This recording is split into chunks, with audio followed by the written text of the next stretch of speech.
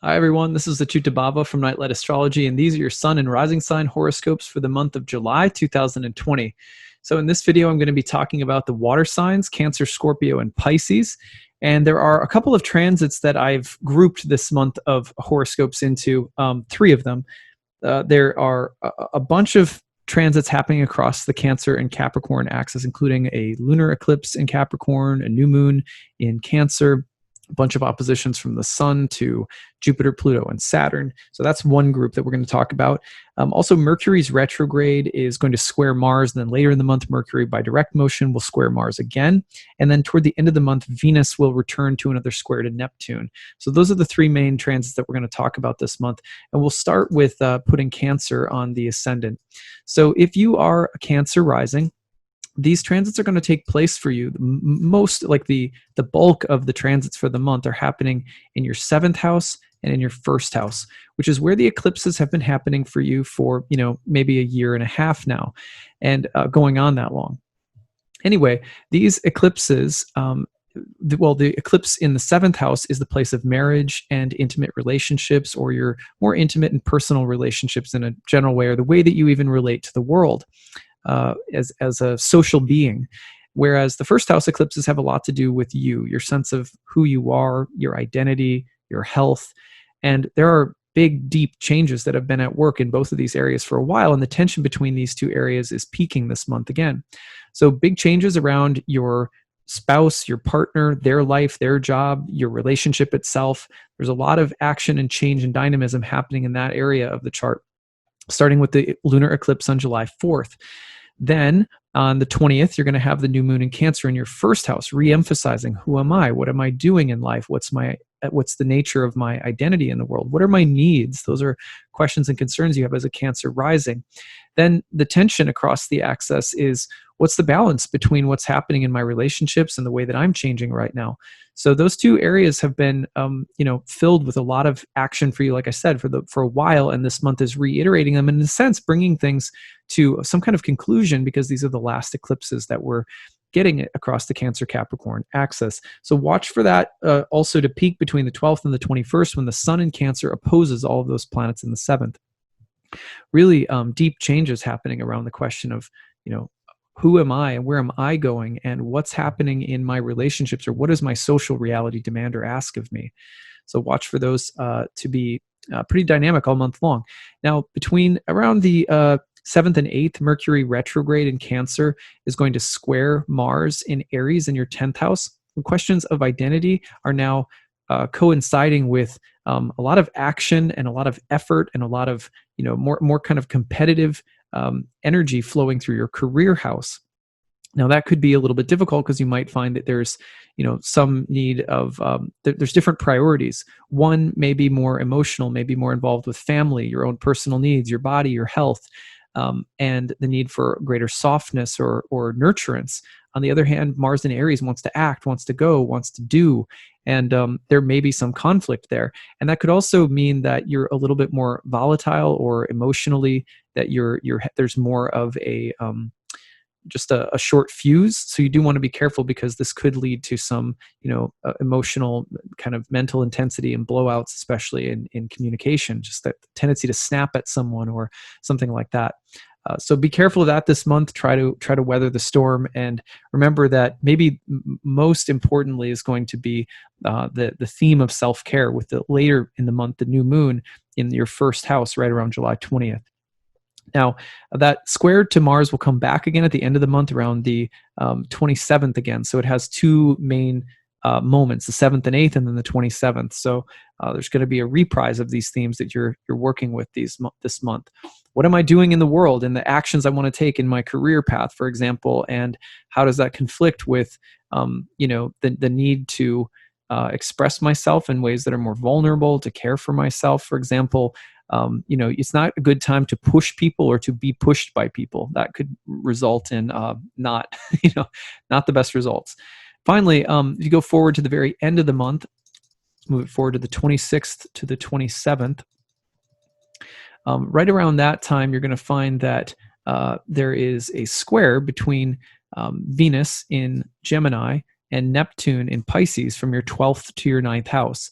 Now, that can bring up the question around religion, beliefs, spirituality, politics within the context of relationships. You do want to be careful because this can be an energy that, let's smooth things over at all costs. Let's hide how we feel. Let's not say what we think because we want to try to be PC or kind or polite or whatever the case might be. And it could actually create more problems for you later because Mercury is square to Mars this month. And at this time is going to be peaking again. So just don't try to hide anything and try not to make things nice at the cost of your sanity or your honesty. On the other hand, this is also the question about, or the need for a little bit of a romantic getaway or just a retreat from the world in order to reflect spiritually, to write or to journal or to take time out and retreat a little bit from the world, even though the world may be placing a lot of demands on you. You could also find that teachers are entering your life, or that the theme of important women or friends in your life and what you share with people spiritually or in terms of the life of your mind, it's really important that your relationships be able to meet you on the level of your mind. So watch for those themes this month. Let's wind it back and do it for Scorpio. All right, so we're going to go back to July 4th, which is when we have the eclipse coming through, the first eclipse or actually the last eclipse, I should say, in Cancer and Capricorn. Let's put Scorpio on the ascendant. So you're going to notice that the tension of the month is lunar eclipse in your third house versus the new moon in Cancer on the 20th. And then between the 12th and the 21st, a whole series of oppositions from the sun in Cancer to Jupiter, Pluto, and Saturn in Capricorn. Now, that axis, the third and the ninth house, has a lot to do with your beliefs, learning, the topic of religion, spirituality, higher truth, the law. The high-minded ninth house is a place that you've been working with for a year and a half, with eclipses falling there right now. You're going through something of a paradigm change. It's a time of reconfiguring your philosophy about life, putting your beliefs into practice in the world. The third, as someone who was born with the sun and moon across the third and ninth house axis, this is right in my wheelhouse. And the third house, on the other hand, has a lot to do with the way that your mind is wired according to the more familiar themes in your life, like family, home, culture, and your family or ancestral background, the community you grew up in, the values, the socioeconomic status that you're familiar with or grew up with, or that you're in right now. So it's the way that your immediate environment you prioritize. We all prioritize things based on how we what kind of environment we belong to and what kinds of things we're always doing in our environments. And then it's always in a dialogue with the ninth house, which is saying, yeah, but you're a cosmic citizen, and how do you fit into the larger reality, the larger cosmos, the larger universe, and your beliefs spiritually, politically? How do you fit into the larger civilization that you belong in?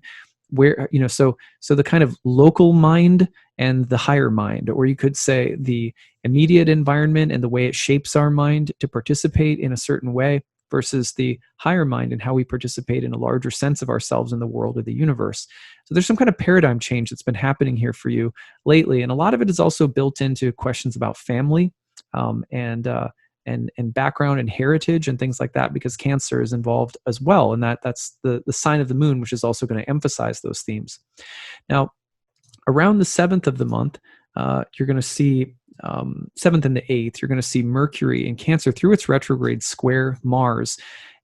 Mercury in Cancer square to Mars in the 6th. This is a very powerful Mars energy, and probably there could be some degree of hostility or competition or conflict, or even just a more analytical, cutting, incisive energy mentally or verbally at this time. And it may relate to the topic of your beliefs in the world and the way that your beliefs in the world come from or relate back to, the sphere of your home or family life. So it's a time to be careful about loyalties, and to be careful also about some degree of emotionally confrontational energy around your beliefs and ideals or values in the world. It's an easy time to fight for them in the positive sense. Could standing up for something. It's also a time where words can be cutting, and words can hurt or sever things that would be hard to mend. So be careful that energy comes back around July 27th as well. So the last transit of the month that I have marked as a particularly dynamic transit comes in around the 26th into the 27th. And you're going to see that between Venus in Gemini and Neptune in Pisces. Now, this is your 8th and your 5th house axis. So first of all, these two houses, the 5th house is traditionally called the house of good fortune and the joy of Venus. And it was a place of pleasure and a place where, it's a very romantic place, and it's a place that usually brings, desirable, pleasurable, creative events or themes, even like children and, getting pregnant and stuff like that. So Venus in the 8th house, on the other hand, has a lot to do with soul contracts, things that we owe people or that people owe us, things that we share, obligations, debts, and, interdependencies. And so the interesting thing is that this transit's high potential is to join together with someone in joy or some form of union that would be romantic, even sexual, or collaborative in some way. But you do have to be careful that you're not seduced by some kind of devil's bargain here, because something that looks very good or seductive may not be totally substantive. So you do want to be careful of that. But also the topic around love, romance, joy, happiness, questions about how to share in joy and happiness with others, how to receive from other people, and how to give to other people.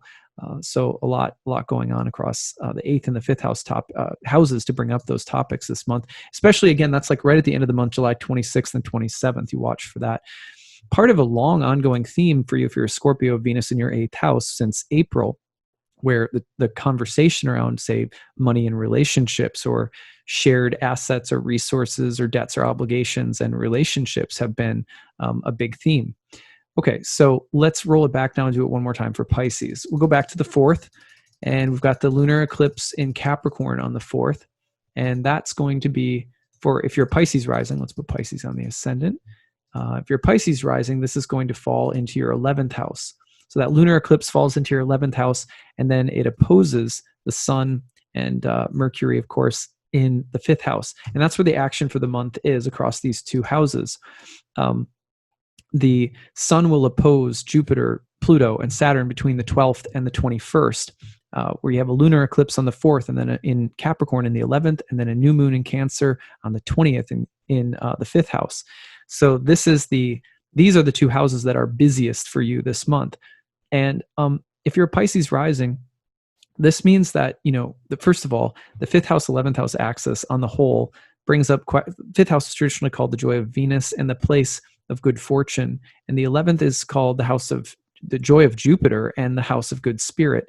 And the dichotomy, they're both very positive houses. And it's kind of a situation where there's an embarrassment of riches, where, if you're you've got energy coming in the 5th house, it's usually things like, I find this to be pleasing or enjoyable, or isn't this fortunate, or it's like a beautiful day and a picnic in the park and a really enjoyable, time with friends at the beach or something like that. 5th house is just about anything that's beautiful, fun, creative, enjoyable, or very fortunate. And there's a lot of energy in the 5th house this month suggesting that what is very personally satisfying or helpful to you, what assets or resources you have to enjoy or feel satisfied by, will be featured. And in that, that's generally pretty good stuff.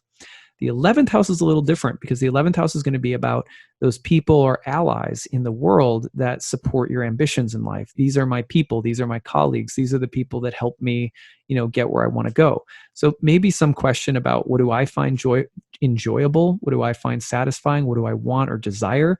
And what kinds of compromises might I have to make in order to, find the right allies in life and to find the right benefits? Okay, so for example, if you're a part of a religious or a spiritual group, you're going to have to make all kinds of compromises, because there's going to be lots of personalities that you don't like, lots of elements of the group participation that you don't really like or that aren't entirely pleasing to you, versus, say, enjoying doing something spiritual, in your own backyard or in your own living room with just a few people that are very close to you, where you can really fine tune what you're doing so that it's really enjoyable and satisfying. You wouldn't want to get rid of the larger group association, because there's things that group can do for you that you really can't do on your own.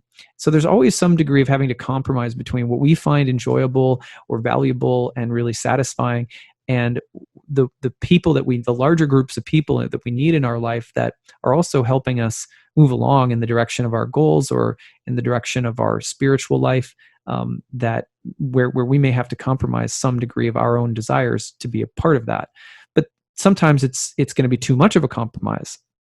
So there's this kind of negotiation, but I could call it an embarrassment of riches because both houses are truly filled with a lot of support. But there could be some changes, dramatic changes around groups of people right now in your life, around those groups that aren't helpful or that are too rigid or conservative, that may not be meeting or addressing a softer set of more, more vulnerable needs that you have. You could also be questioning group involvement of your kids in different schools or different communities, things like that. So that energy is where, that's the bulk of the month for you. Now, between the, say, 6th and, or was it the 7th and 8th, sorry, right between the 7th and the 8th, you're going to have Mercury retrograde in Cancer squaring Mars in Aries in the second house. Now, this may have something momentarily, could bring up something about money or finances and the topic of children. Could be something changing around the topic of money or assets or resources. There could be some degree of conflict around the topic of children or family members and something financial in nature. That's because the second house is the place of money or finances. You've got Mars there for the rest of the year. So there's definitely a focus on money or finances the rest of 2020 if you're a Pisces rising. But right now with Mercury and Cancer in the 5th, there may be, again, just some questions about, again, Mercury and Cancer in the 5th is really trying to speak to what brings joy and what brings safety, what brings comfort and what brings ease. And Mars in Aries is a bit more, it's a bit more like, has an agenda and a mission and wants to take actions and is being more bold and assertive, especially around the topics of money or resources or what I have that's here to help me and things like that. So this could be a little bit more mentally and emotionally combustible. I'm telling everyone that this month. So be careful of the tendency to have a short fuse, especially between, say, the 7th and the 8th, and then again on July 27th. All right, finally, the last transit of the month takes place about the 26th into the 27th. And that is taking place between Venus in Gemini and Neptune in Pisces. And that energy for you is falling, got it, wrong house. Right planets, wrong house. Okay, so this is falling for you between your 4th house of home and family and the 1st house, which is identity. So Venus in Gemini square Neptune and Pisces in your 1st house. Now that comes through like the 26th, the 27th. You've been having a long period of Venus in your 4th house since April, finishing up in early August, and a kind of a process of change around the roots. Sometimes that means things to do with your financial reality. What is your base of or foundation of support? Venus in the 4th and a big retrograde. Financial reality is changing. Had to dip into savings. Had to sell something, or rearranging my investments, or someone is moving in with me, or we're changing the dynamics of our living environment somehow. Just different kinds of changes at the root of your life, both your home, but in a deeper sense, what supports you and how you feel supported. And as you've been going through these deep changes there, now the Venus is coming all the way back to where it was in May when this all started, squaring Neptune in the 1st house and asking deeper questions about your identity. Who am I in the world, and how are these changes happening at the roots of my life, impacting my sense of self and my sense of direction in life? And there could be a kind of a period of confusion. For example, sometimes people, I remember when I was living in New York City, you change roommates a lot when you live in New York City. Sometimes you move different apartments, there's new roommates, and it sometimes feels like you're kind of undergoing an identity crisis every time that you're in a new apartment. And so there's this question of like, okay, who am I now? What am I doing now? So as the roots of your life and maybe your social reality connected to the roots of your life are changing somehow, you may be questioning who you are and going through a little period of, either, in like inflation on the one hand, which would be to suddenly, inflate some brand new sense of yourself and get wrapped up in it. And then, have to kind of step out in a few weeks and go like, wait, that's not me. This happened. I had a transit like this in a client's chart not too long ago, where they were dealing with this natally, and they were moving into a new city, and this was before COVID. And they were moving to a new city, and when they got to the new city, they were just utterly perplexed about it was like they had an identity makeover. So something around the roots and questions about purpose and identity in the world can change right now in a pretty dramatic way. Now, this is not because Venus transits are usually really quick, but in this case, it's more dynamic for you if you're a Pisces rising, because Neptune's been in your first house for a long time, and Venus has been retrograde for a long time. So this is a deeper, more substantive change for Pisces risings in particular. All right, so that's what I've got for you water signs this month. I hope that this was easy to follow. I'd love to hear your stories, so please leave them in the comments section below and come back as the month goes on and tell me how things are going. All right, I hope you have a great month of July, and we'll see you again in August. Bye.